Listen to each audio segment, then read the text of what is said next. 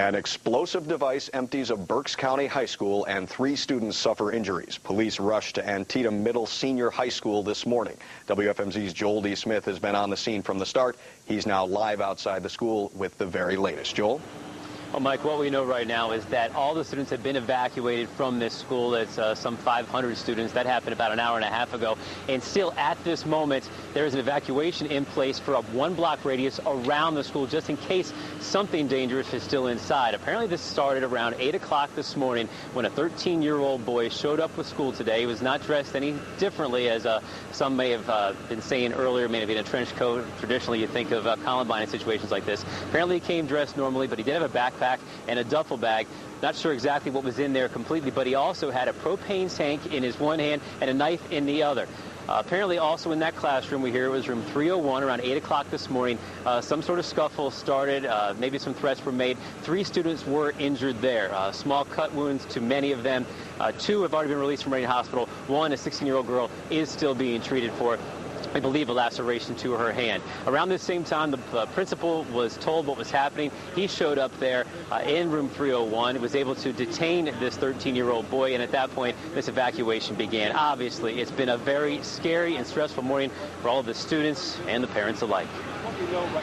As parents show up demanding answers, all they find is police tape, and more parents with more questions. We heard from several people. One was a stabbing, one was a shooting, somebody got killed, and firecrackers.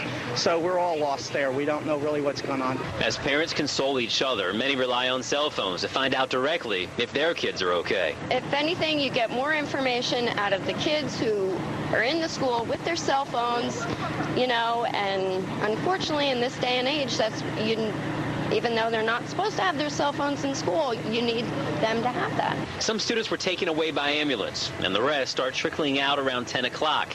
And as they come out, they start talking about what it was like on the inside. I didn't really hear anything. I just heard a scream. And over the announcements there, we're having a lockdown.